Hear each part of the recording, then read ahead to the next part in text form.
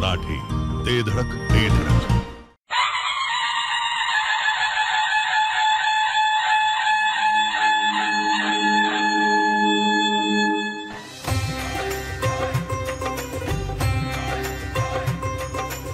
माननीय श्री अविनाश काका दिनकरराव पाटील यांची स्वामी विवेकानंद शिक्षण संस्था कोल्हापूरच्या उपाध्यक्षपदी निवड झाल्याबद्दल मनपूर्वक अभिनंदन.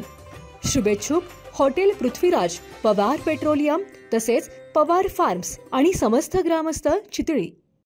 केवळ अचूक आणि वेगवानच नव्हे तर आपण पाहत आहात सर्वात लोकप्रिय कृष्णा कार्डचे जिओ मराठी न्यूज. कमी खर्चात ब्रँडेड फर्निचर शोधायचा आता विषय संपला. रेडीमेड असो किंवा आपल्या साईजनुसार फर्निचरची निर्मिती असो, अल्प दरासह कमी वेळेत दर्जेदार फर्निचरसाठी एकच पर्याय म्हणजे बालाजी फर्निचर मॉल.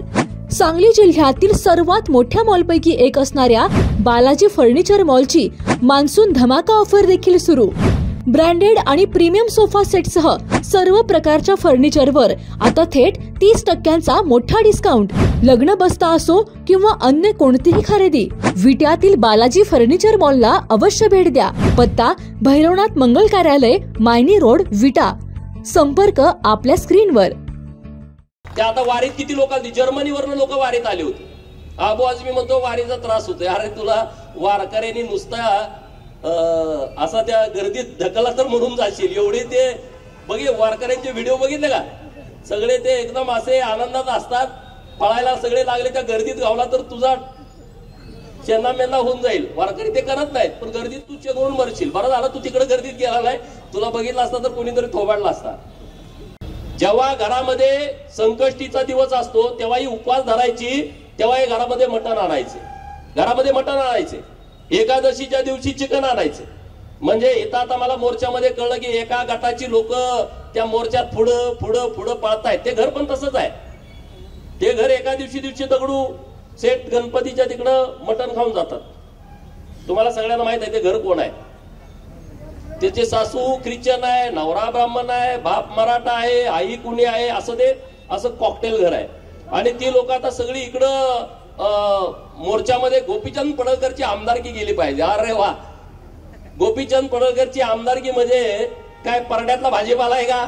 अरे जत मधल्या मायबाप जनतेने मला 40,000 मताच्या फरकाने निवडून विधानसभेमध्ये पाठवलंय. ते तुम्ही सांगण्यामुळे माझी आमदारकी जाऊ शकते का सांगा, जाऊ शकते का. सियावर रामचंद्र की. सगळ्यांना ज्यांना बोलता येत त्यांनी घोषणा द्यायला हरकत नाही.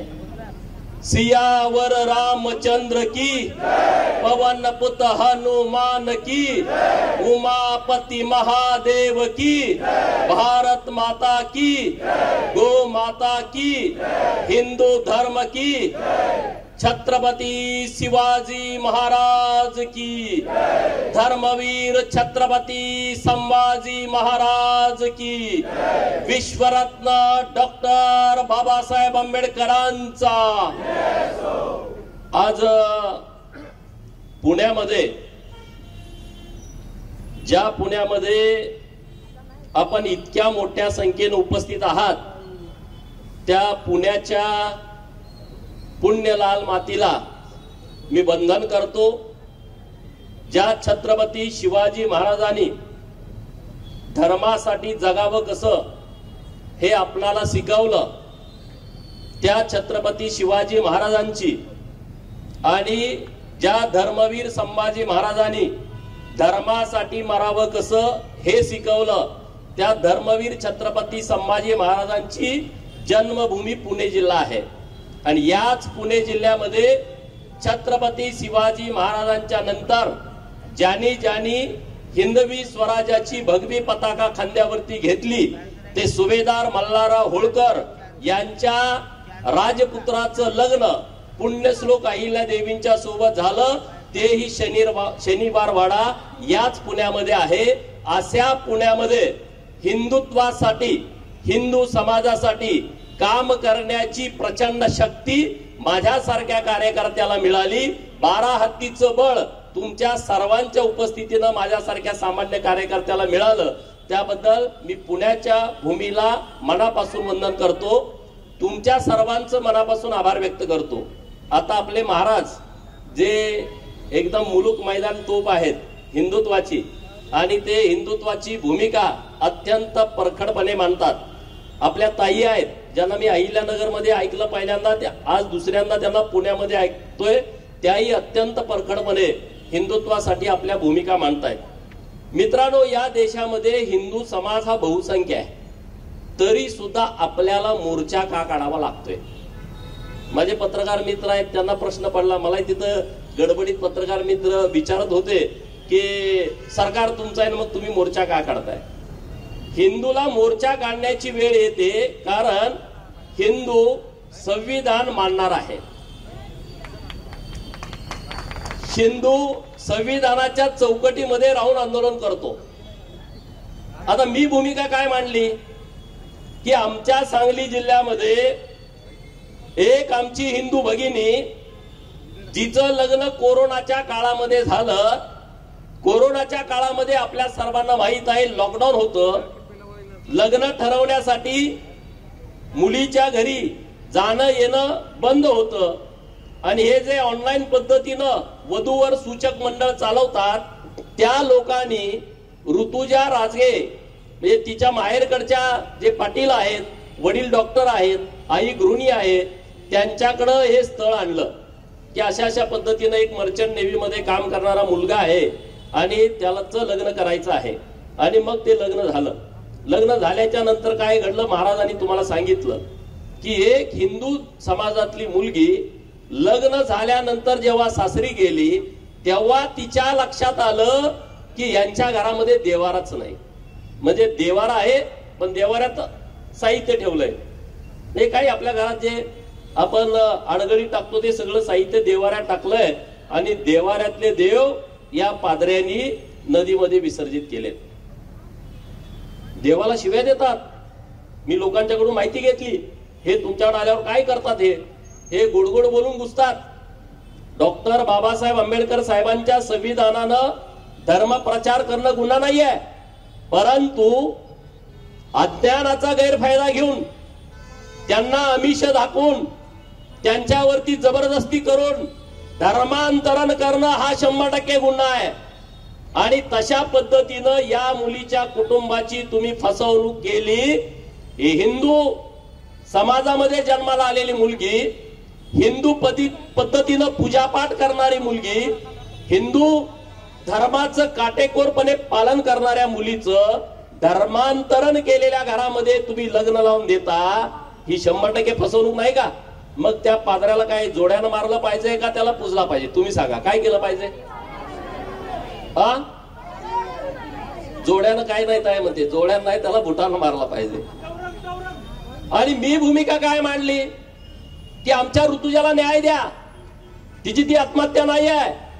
या पादरीनं, तिच्या सासऱ्यानं, तिच्या सासूनं, तिच्या नवऱ्यानं घडवून आणलेली ही हत्या आहे.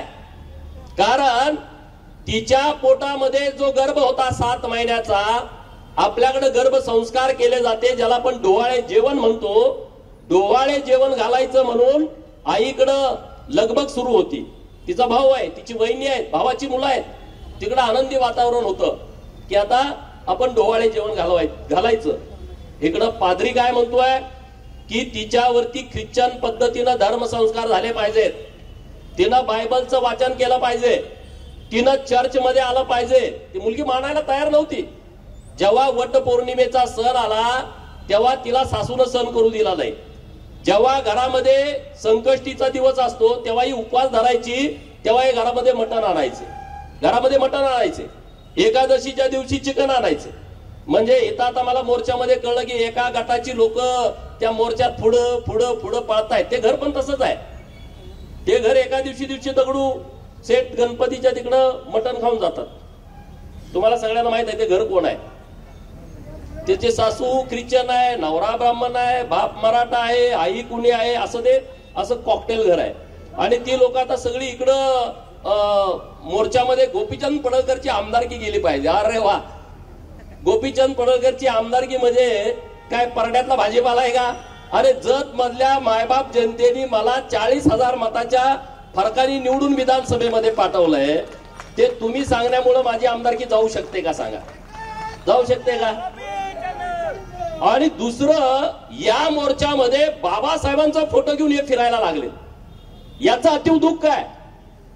अरे डॉक्टर बाबासाहेब आंबेडकर साहेबांना मानणारा या देशातला प्रत्येक कार्यकर्ता हे मान्यच करणार नाही. 5 फेब्रुवारी 1938 ला जनता दैनिकामध्ये बाबासाहेबांची एक मुलाखत आलेली आहे आणि बाबासाहेब म्हणतायत की या हिंदुस्थानामध्ये जे ख्रिश्चन आणि मुस्लिमीकरण, जे धर्मांतरण सुरू आहे हे आम्हाला मान्य नाही आहे. या लोकांना, मागासवर्गीय लोकांचं काही पडलेलं नाही. या मशिनऱ्यांना फक्त यांना ख्रिश्चन करायचं आहे आणि मग यांची जबाबदारी नाही. मग त्यांचं राजकीय भवितव्य काय आहे, त्यांचं शैक्षणिक भवितव्य काय आहे, त्यांचा सामाजिक स्तर उंचावणार की नाही उंचावणार, याच्याशी या मशिनऱ्यांना अजिबात देणं घेणं नाही. हे मी म्हणत नाही, हे खुद्द महामानव डॉक्टर बाबासाहेब आंबेडकर साहेब म्हणतायत. आणि मग जे फोटो घेऊन त्या मोर्चामध्ये नाचतायत, एक तर तुम्ही बाबासाहेबांना मानणारे नाही, तुम्ही कोणतरी दुसरे तिसरे लोक आहात. बाबासाहेबांची ही भूमिका होती. बाबासाहेबांना ख्रिश्चन आणि इस्लामीकरण हे भारतामध्ये होणं हे मान्य नव्हतं.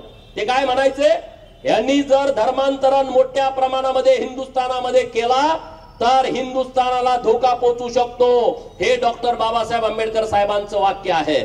आणि त्यामुळं तुम्ही सगळेजण ज्या विचारानं बाबासाहेबांचा फोटो घेऊन त्या मोर्चामध्ये जात आहे आणि म्हणजे आम्ही शांती प्रिय आहे, आम्ही प्रार्थना करतो, आम्ही चांगलं, आणि मला तर आता शिव्या शिव्या शिव्या द्यायचं सुरू आहे त्यांचं त्या सगळ्या मोर्चामध्ये. मला काही फरक पडत नाही, मला त्याच्याशी देणं घेणं नाही.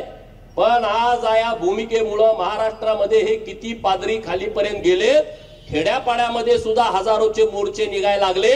या महाराष्ट्रासाठी आणि भारतासाठी अत्यंत विचार करण्याची ही बाब आहे, विचार करण्याची बाब आहे. इतके सगळे बाहेर पडायला लागले आणि मागणी त्यांची गोपीचंद पडळकरची आमदारकी रद्द करा. अरे म्हणून मी म्हटलो, अरे तुम्ही मुक्याला बोलायला लावताय, तुम्ही आंधळ्याला दिसायला लावताय, तुम्ही पांगळ्याला चालायला लावताय, तुम्ही बहिऱ्याला ऐकायला लावताय, तुम्ही ज्याच्याला किडनी नाही त्याला किडनी आमचा येशू देतो म्हणताय. आणि मग हे सगळं घडतंय तर माझी आमदारकी रद्द करण्यासाठी तुम्ही रस्त्यावरती कशाला बोंबलताय असं मी म्हणलो. बरोबर आहे की नाही? तुम्ही येशूला सांगून चमत्कार करा ना, माझी आमदारकी गायब करून टाका. मग मी तुमचं म्हणत ऐकतो ना. ज्यांनी धर्मांतरण केलंय त्यांना पण माझा हा सवाल आहे, ते आपल्याला देवाला बाहेर टाकताना देवाला आपल्या शिव्या देतात की नाही? देवाला तुडवतात. ते पाद्री म्हणतात तुमचा देव आमचा काही करत नाही. जर इथून पुढे देवाच्या बाबतीमध्ये चुकीचा शब्द जर तुम्ही आमच्या काढला तर तुम्हाला आम्ही ठोकणार म्हणजे ठोकणारच.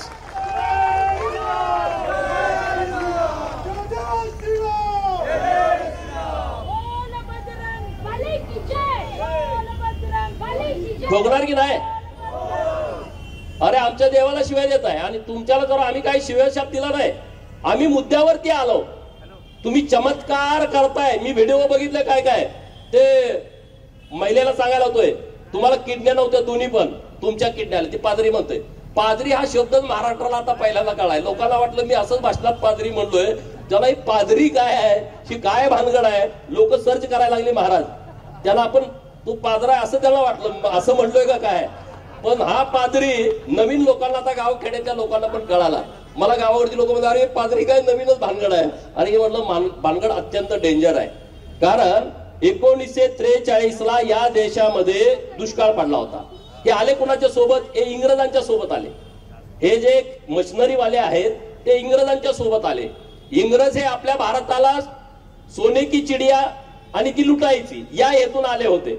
हे जेव्हा भारतात आले 1943 ला या भारतामध्ये सर्वात मोठा दुष्काळ पडला होता आणि तेव्हा 15 लाख हिंदूंना तडफडून मारण्याचं काम या इंग्रजांनी केलं. तेव्हा ब्रिटनचा पंतप्रधान चर्चिल होता, हा ख्रिश्चन होता, हा मशिनरी होता.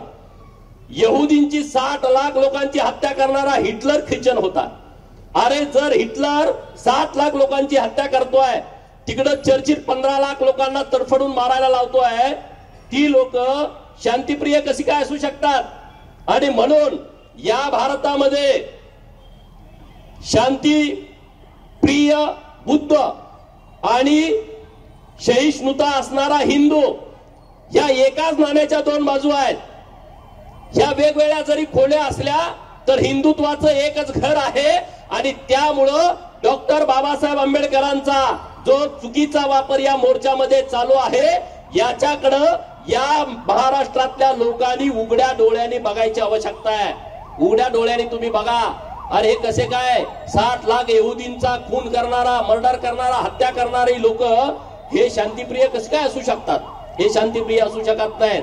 यांना फक्त गोड बोलून धर्मांतर करायचं आहे. हे मशिनरी वाले आहेत ना, हे स्वीट पॉइझन आहे. स्वीट पॉइझन, गोड गोड बोलतात. तुमच्याकडं आम्ही आलेलो आहे, तुमच्या घरात आजारी आहे, त्यांना फोन करतात, आम्ही प्रार्थना करतो, आम्ही तुमच्यासाठी प्रार्थना करतो. जिथं आजारी तिथं ते फोन करतात लोक. मला तर एक जास्तीचं लोक मला पत्रकार मित्र अरे तुम्ही इकडे पण कसं काय आहे? अरे मी ऑल इन वन आहे. मी जिथं जिथं कुठला विषय आला की मी तिथं जातो आणि मनापासून काम करतो. आता ह्या सगळ्या विषयामध्ये मी ठरवलं की आपली भूमिका ताकदीनं लावून धरायची.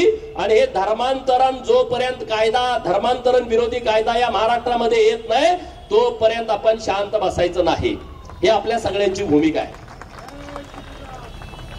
अरे आम्ही काय म्हटलो सांगलीच्या सभेमध्ये की तुम्ही धर्मांतरण केलंय तर तुम्ही सांगा ना की आता आम्हाला धर्मांतरण झालोय. जातीच्या दाखल्यावरनं खोडा ना तुम्ही. इकडं जातीच्या दाखल्यावरती जी तुमची मूळ हिंदू पुढं काय असेल ती जात लावताय आणि तिकडं मग चर्चमध्ये जाताय, तर इकडं तर खोडून टाका ना. सुप्रीम कोर्टाचा आदेश आहे, जर एखाद्या हिंदूला नोकरी लागताना एससीचा, एसटीचा, ओबीसीचा, मायनर ओबीसीचा, भटक्या विमुक्ताचा दाखला जोडला आणि तो नोकरीला लागला आणि नोकरी लागल्याच्या नंतर त्याच्या पूजा पद्धतीमध्ये बदल झाला. घरामध्ये देवारा होता, देवारा त्यानं काढून टाकला. त्याच्या लग्नाचा कार्यक्रम धर्मांतरित जो धर्म स्वीकारलाय त्या पद्धतीनं झाला. ज्याच्या घरामध्ये पोरग जन्माला आलंय बारशाचा कार्यक्रम ख्रिश्चन पद्धतीनं झाला किंवा मुस्लिम पद्धतीनं झाला.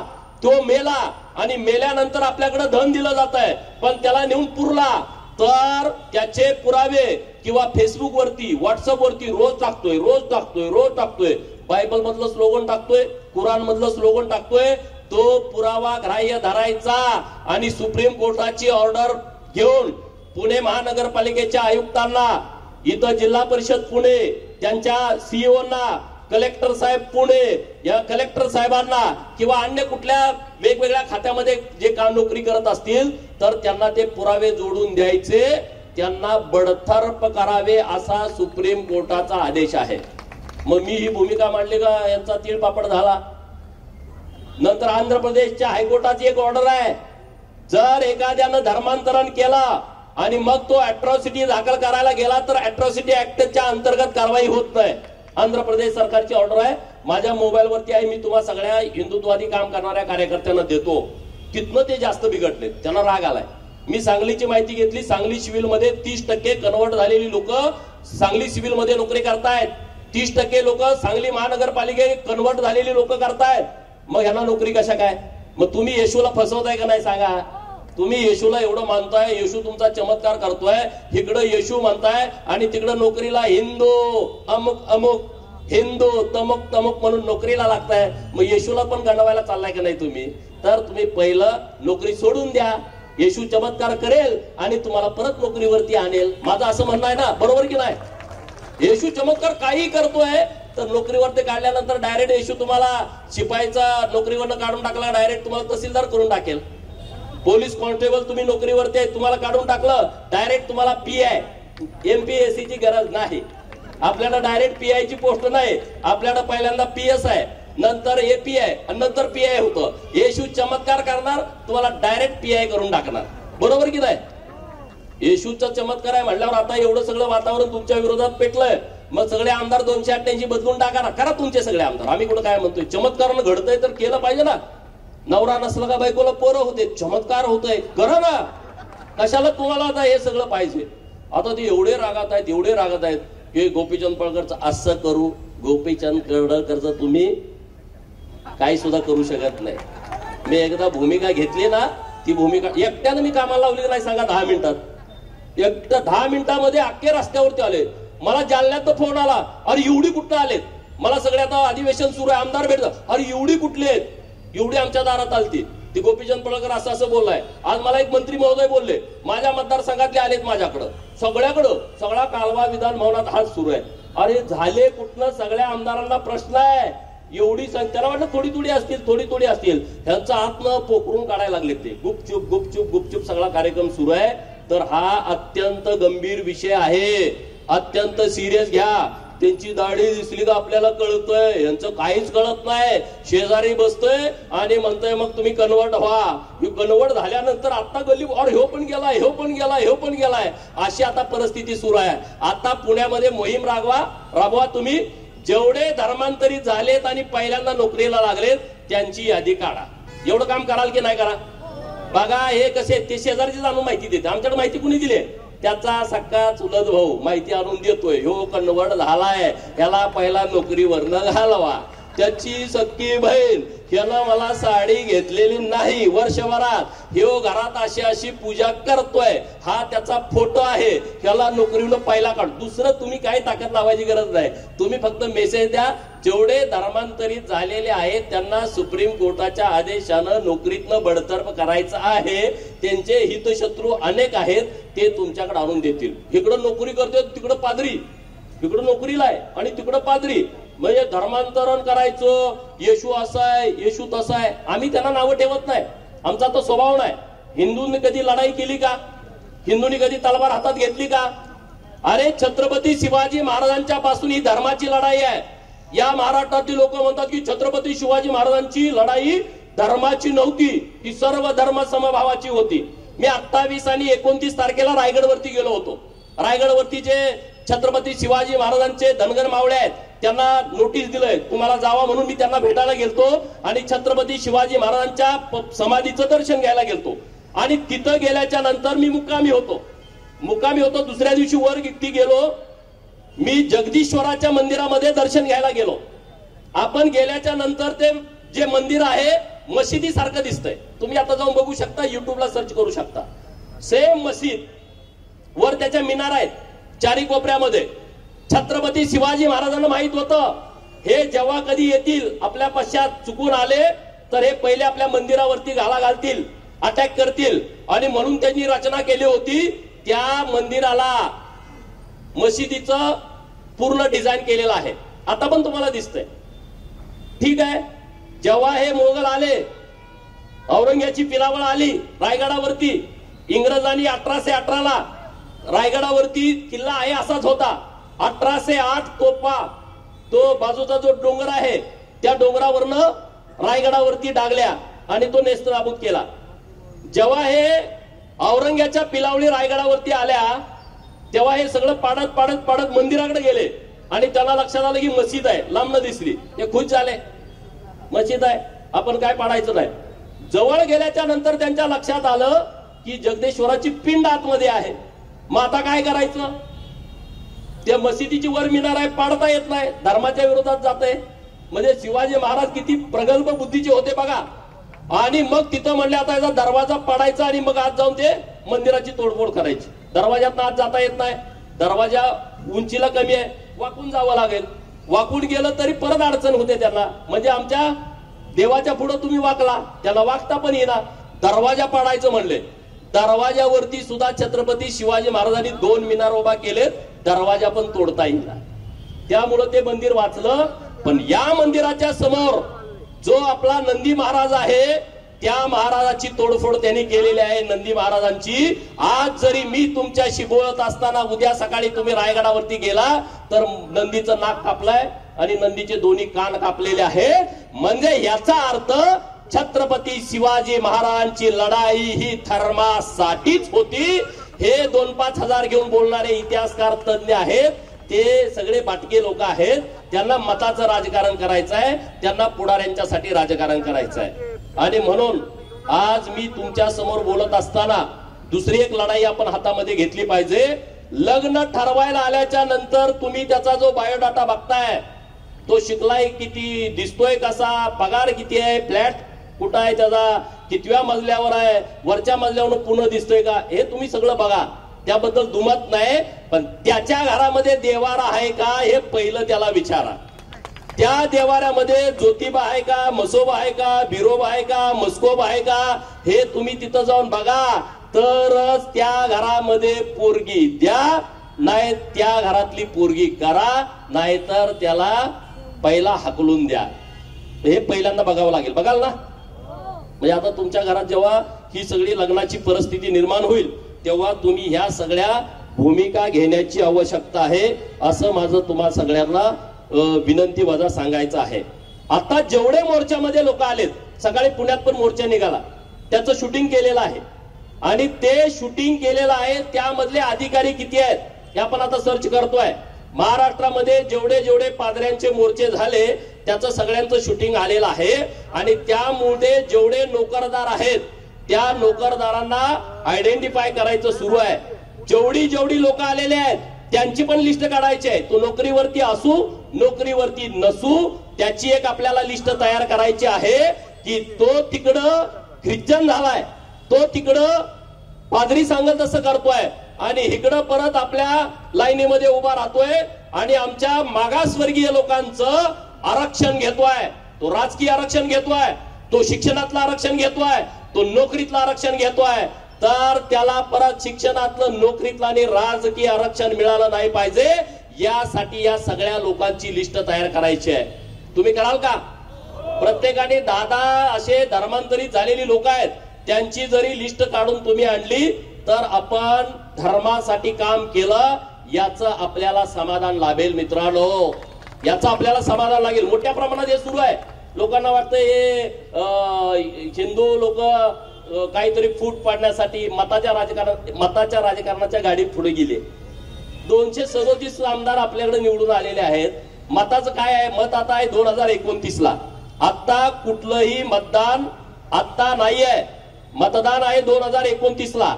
आता जे आपलं काम चालू आहे, हिंदुस्थानाला, हिंदुस्थान जर तुम्हाला शाबूत ठेवायचं असेल तर महाराष्ट्रातल्या सगळ्या लोकांनी पुढे येऊन हे काम केलं पाहिजे. केरळामध्ये काय परिस्थिती झाली बघा. केरळामध्ये 116 RSSच्या कार्यकर्त्यांच्या हत्या झाल्या. तामिळनाडूमध्ये काय झालं तुम्ही बघा. तामिळनाडूमध्ये तो स्टॅलिन आहे. पश्चिम बंगालमध्ये काय परिस्थिती आहे, ती ममता. बांगलादेश मधल्या लोकांना एकदम बिनधास्त तुम्ही बांगलादेशमध्ये या, तुम्हाला काय करायचं ते करा. पूर्व भागातली जी राज्य आहेत, सिक्कीम असेल, मणिपूर असेल, किती तिथं आग लागली होती बघा. तिथं त्यांनी वातावरण गढूळ करून टाकलंय. आदिवासी माझा जमात जी आहे तो मूळ भारतीय आहे, मूळ निवासी आहे. त्यांच्यामध्ये त्यांनी असं वातावरण तयार केलंय की तुमचा आणि हिंदू धर्माचा काही संबंध नाही. तुम्ही रामाला मानू नका, तुम्ही रावणाला माना. म्हणजे रावणाचा पुतळा दहन करायचं म्हणलं तर ती लोक विरोध करतात. आणि मग राहिलं कोण? ही जेव्हा परिस्थिती समोर येईल तेव्हा आपण अत्यंत बिकट परिस्थितीमध्ये आहोत असं आपल्या लक्षात येईल. आणि जेव्हा तुमच्या लक्षात येईल तेव्हा वेळ गेलेली असेल. म्हणजे डॉक्टर बाबासाहेब आंबेडकर साहेबांच्या काळात सुद्धा म्हणत होते की हे धर्मांतरण करतायत, हे फसवेगिरी करतायत, हे लबाडी करतायत. आज पण आपण तेच म्हणतोय. म्हणजे मधली एवढी वर्ष यांनी किती मोठ्या प्रमाणामध्ये धर्मांतरण केलेलं आहे. आणि म्हणून या सगळ्या विषयामध्ये आपण ताकदीनं पुढे गेलं पाहिजे, भूमिका मांडली पाहिजे, बोललं पाहिजे. काय राजकीय लोकांनीच बोलावं अशी परिस्थिती नाही. तुम्ही आम्ही सुद्धा या विषयावरती बोलू शकतो ना. तुम्ही आम्ही माझा मुलगा ज्यांनी पुण्यामध्ये एका मॉलमध्ये धर्मांतरण सुरू होतं, माझ्या मुलांनी जाऊन तिथं पादऱ्याला मारलं आणि ते धर्मांतरण थांबवलं. मूकबधीर मुलांचं धर्मांतरण सुरू होतं. पादरी घाबरला, पण पोलिसांनी माझ्या मुलावर दाखल केली आहे 324. माझा मुलगा आलाय आता. सभा का कुठं आहे? गोरी काय नाव आहे? स्वामी गौड. स्वामी गौड नावाचा हा तरुण मुलगा आहे. धर्मांतरण करायला आल्यानंतर त्या पादऱ्याला त्यांनी ठोकून काढलं. पादरी पळून गेला, पण पोलिसांनी त्यांच्यावरती 324चा गुन्हा दाखल केलाय. मी माननीय मुख्यमंत्री महोदयांच्या कानावरती उद्याच ही गोष्ट घालतो. अरे मग तुम्ही पण थांबवत नाही आणि आम्ही थांबवलं तर आमच्यावरती गुन्हा दाखल करताय. तर यासाठीच धर्मांतरण विरोधी कायद्याची आवश्यकता आहे. लव जिहाद, लोक म्हणतात लव जिहाद होत नाही. मला पुण्यामध्ये काही मुलांनी सांगितलं की FC रोडला एक मुलींच्या कपड्याचं दुकान आहे आणि इकडं 400 रुपयाला ड्रेस मिळाला का तिथं 200ला मिळतो. आपल्या सगळ्या मुली तिकडं स्वस्त ड्रेस मिळतो म्हणून जातो. 100 मुली झाल्या का त्यांना टार्गेट करायचं, त्यांचा नंबर येतो बिलावरती आणि मग त्यांना टार्गेट करायचं आणि त्यातल्या 4, 2, 5, 10 मुली बळी पाडायच्या. हे सगळे सर्रास प्रकार सुरू आहेत. पोलिसांना माझी विनंती आहे की तुम्ही सुद्धा या विषयामध्ये सिरियसली लक्ष घातलं पाहिजे. इकडं आमचा गो हत्याचा कायदा आहे, आमचे गोरक्षक येतात, तुम्ही लगेच त्यांना तू कशाला आला, काय तुला संमत नाही आहे. त्यातून भावना वेगळी आहे.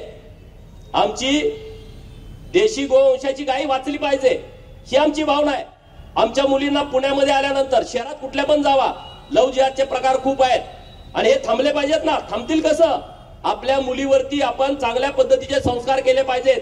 तिचा मित्र कोण आहे, तिची मैत्रीण कोण आहे, व्हॉट्सअप ग्रुपवरती कोण आहे, व्हॉट्सअपवरती चॅटिंग कुणाची करते, फेसबुकला तिचे मित्र कोण आहेत, इन्स्टाला व्हिडिओ टाकते, कोणीतरी लाईक करतंय, काहीतरी करतंय आणि तो सगळा फसवा बाजार आहे. कोणाची तर जीन्स उसनी घेते, बूट कुणाचा तरी उसना, गाडी कुणाची तरी फोटो काढाय पुरती, शायनीची गाडी फेसबुकवरती पोरी ना ते फसवते. ते त्याचं नाही, त्याला राहायला घर पण नाही, त्याला कुणीतरी सपोर्ट करताय. हिंदूच्या मुली बाटवण्याच्या दृष्टिकोनातून षडयंत्रपूर्वक त्याला फसवलं जात आहे. या सगळ्या बाबीकडे तुम्ही आणि आम्ही लक्ष देण्याची आवश्यकता आहे. आजच एक प्रकरण घडलंय. आता मी तुमच्याशी बोलत असताना पोलीस स्टेशन मध्ये आता गुन्हा दाखल करायचं सुरू आहे. तिथं कोमल कोतवाल ही मुलगी तिच्या आईला, भावाला, तिच्या वहिनीला मारतीये धर्मांतरण करा म्हणून, आणि तिच्या वहिनीच्या पोटामध्ये बाळ होतं. ते 1.5 महिन्याचं बाळ लाताबुक्क्या मारल्यामुळं ते मयत झालेलं आहे. त्याचा आता गुन्हा दाखल करायचं सुरू आहे. पत्रकार मित्रांना माझी विनंती आहे, म्हणजे आम्ही जो विषय घेतोय ना तो विषय आम्ही उगाच कुठला तर घेत नाही पुराव्याशिवाय. हे प्रकरण आता कोमल विजय कोतवाली गेल्या कित्येक वर्षापासून अमित कोतवाल, समीर कोतवाल आणि त्यांच्या आईला सुद्धा धर्मांतरण करण्यास त्रास देणे व मारहाण करण्यास ही कामे करत होती. तरी तिच्या विरोधात पद्मजी पोलीस चौकीमध्ये त्यांना समज देण्यात आली होती, तरी सुद्धा तिचे असेच कृत्य चालू आहे. अशाच सारख्या त्रासामुळे समीर व अमित कोतवाल यांच्या आईचे निधन झाले आहे. 5/5/2025 रोजी समीर कोतवाल याचा विवाह झाला, परंतु त्याच्या नवविवाहित वधू आशका कोतवाल यांना सुद्धा ती येऊन धर्मांतरणासाठी धमकत होती, मारहाण करत होती. हे सर्रास प्रकरण सुरू आहेत. हे सर्रास प्रकरण सुरू आहेत. तुम्हा सगळ्यांना माझी विनंती आहे की आता कोणी तुमच्या तिकडे आला धर्मांतरण करण्याच्या हेतूनं, तर मी तुम्हाला सांगितलंय त्यानं दादागिरी केली, त्याला ठोकून काढा. धर्म प्रचार करणं हा गुन्हा नाही. काहीतरी पत्रिका द्यायला येतात, पॉम्पलेट घेऊन येतात, त्यांना बसवा, त्यांना जरा गणपतीची आरती म्हणायला लावा, त्यांना जरा दत्ताची आरती म्हणायला लावा, त्यांना आपल्या पांडुरंगाची आताच वारी झाली, आषाढी वारी, पांडुरंगाची आरती त्यांना म्हणायला लावा, त्यांच्या कपाळाला बुक्का, गुलाल नाहीतर भंडारा लावा आणि मग त्यांना सोडून द्या. जे कोणी महिला वगैरे येतात त्यांना पण कळू द्या ना.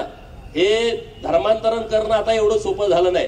गावागावातील लोक सगळी टाईट झालेत. आता त्याला येऊ द्याच म्हणजे बघतो, आणि त्यामुळे ते सगळे बिथरलेले आहेत. तर तुम्हा सर्वांना माझी विनंती आहे, हिंदू धर्म आपला महत्वाचा आहे. आता तुम्ही सांगा, प्रयागराजला तुम्ही सगळे कोण कोण प्रयागराजला गेलता?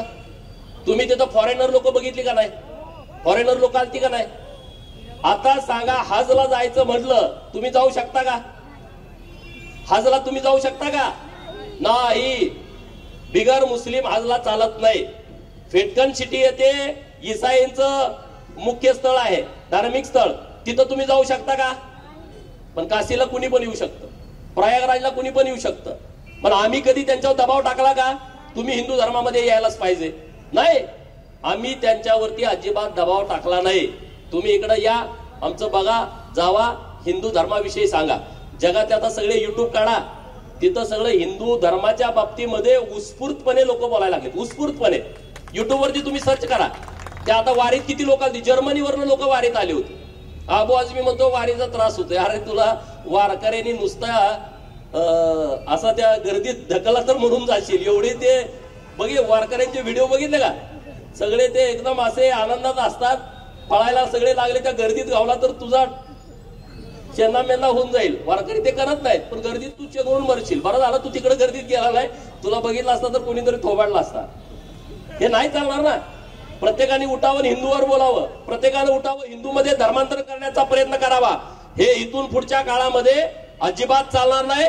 तुम्ही दूध मागाल तर आम्ही खीर देऊ, पण तुम्ही धर्म सोडा म्हणाल तर आम्ही चिरून टाकू. ही आपल्या सगळ्यांची भूमिका असली पाहिजे. ही आपल्या सगळ्यांची भूमिका असली पाहिजे. आणि म्हणून इथून पुढच्या काळामध्ये हिंदूसाठी जगायचं, हिंदूसाठी लढायचं, मताच्या राजकारणाचा जास्तीचा विचार करायचा नाही. अरे मी तर शेळ्या मेंढ्या राखणाराचा पोरगा आहे, मला भरपूर पार्टीने दिलं, मला लोकांनी भरपूर दिलं. इथून पुढच्या काळामध्ये लोकांसाठी आणि हिंदूसाठी काम करायचंय. छत्रपती शिवाजी महाराजांनी जे काम केलंय, धर्मवीर छत्रपती संभाजी महाराजांनी जे काम केलंय आणि पुण्यश्लोक अहिल्यादेवीने जे काम केलंय, ते काम करण्यामध्ये कुणाचा विचार करण्याची अजिबात आवश्यकता नाही आहे. सूर्य चंद्र असेपर्यंत हे काम चालणार आहे ना, सूर्य चंद्र असेपर्यंत काम चालणार. तुम्ही काश्मीरचा एक व्हिडिओ काढा, घरी गेल्यानंतर. काश्मीर मध्ये 100% हिंदू होते. किती? 100% हिंदू होते. आता 1% पण नाहीत. गेले कुठं? विचार करा. या 100 वर्षातला हा काळ आहे. मी तुम्हाला 1000-1200 वर्षापूर्वीच सांगत नाही.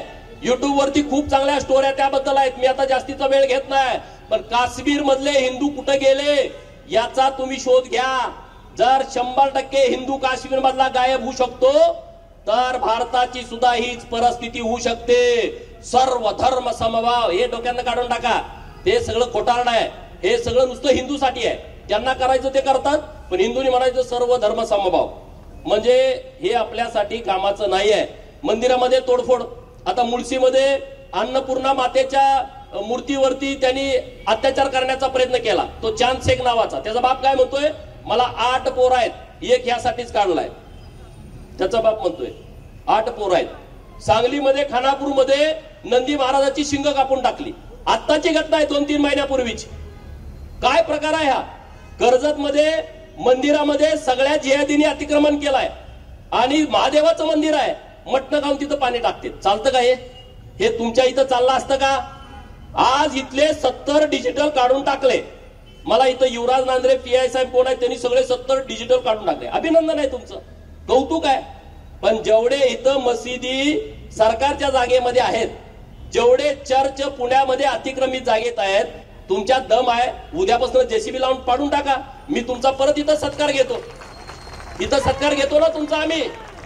जेवढी अतिक्रमणं महानगरपालिकेच्या जमिनीमध्ये झालेत, नगर विकास खात्याच्या, महसूल खात्याच्या जमिनीमध्ये, ग्रामविकासच्या खात्याच्या जमिनीमध्ये, कृषी विभाग, वन विभाग या जमिनीमध्ये, गायरान, गावठाण, इथं जेवढी अतिक्रमणं या जिहादींनी केलेली आहेत ती सगळी काढली पाहिजेत. एक पण ठेवू नका तुम्ही. ते काय त्यांच्या बापाची प्रॉपर्टी नाही आहे, ही महाराष्ट्र शासनाची प्रॉपर्टी आहे आणि ती महाराष्ट्र सरकारच्या ताब्यात असली पाहिजे.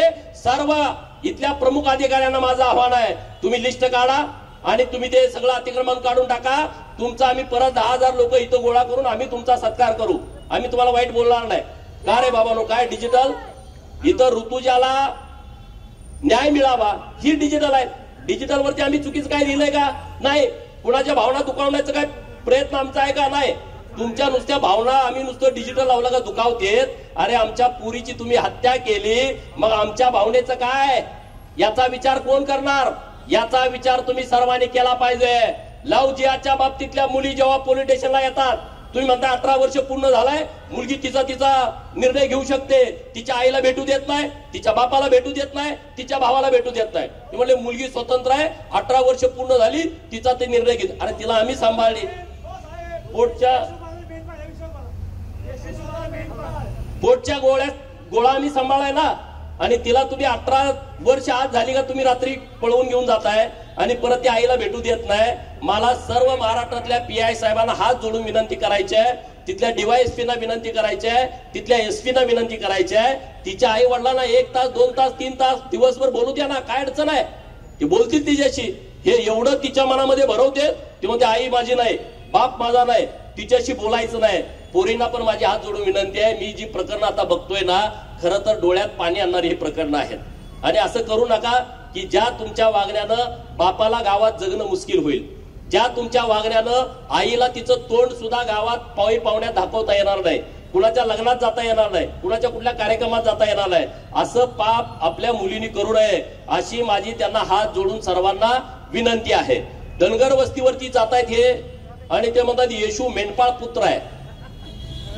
बरोबर आहे, येशू मेंढपाळ पुत्र आहे, तर सगळ्या ख्रिश्चनांनी हिंदू धनगर व्हावं असं मी आव्हान त्या सगळ्या लोकांना करतो ना. मूळ आहे ना आम्ही. येशू मेंढपाळाचा पोरगा आहे, मी पण मेंढपाळाचा पोरगा आहे. मी तुम्हाला सगळ्या पादऱ्यांना सांगतो, तुम्ही सगळे हिंदू धनगर व्हा, कपाळाला भंडारा लावा आणि येळकोट येळकोट जय मल्हार म्हणा. मी तुमचं संरक्षण करतो. कशाला मोर्चा काढायला लागताय? कशाला या भानगडीमध्ये पडताय? तिकडं महेश दादाला कोणतरी धमकी देतंय फेसबुकवर, तिकडं संग्राम दादाला कोणतरी धमकी देतंय फेसबुकवर. तो दौंडचा एक लयच बोलला, तुला आता आम्ही घोडा लावतोय, तू आता टेन्शन घेऊ नको, तू लय मोठा गुंड आहे म्हणे. तुझा बाजार 100% आम्ही उठवतो. पण सरकारकडे मी मागणी करतो, महेश दादा लांडगे आणि संग्राम भैया जगताप यांना प्रोटेक्शन देण्याची व्यवस्था सरकारच्या माध्यमातून करावी. हे हिंदू धर्मासाठी लढतायत आणि भूमिका मांडतायत, चांगल्या पद्धतीने बोलतायत. हिंदू में जन्म लेके आए हैं, हिंदू ही कहलाएंगे. हिंदू में जन्म लेके आए हैं, हिंदू ही कहलाएंगे. जब तक सीने में जान है, जिहादियों को दफनाएंगे. प्रवेश सुरू, प्रवेश सुरू, प्रवेश सुरू. महात्मा फुले कृषी विद्यापीठ राहुरी अंतर्गत मान्यता प्राप्त असणाऱ्या विट्यातील आदर्श कृषी तंत्र विद्यालयात इयत्ता 10वी उत्तीर्ण विद्यार्थ्यांसाठी कृषी तंत्र पदविका अभ्यासक्रमास प्रवेशाची सुवर्ण संधी.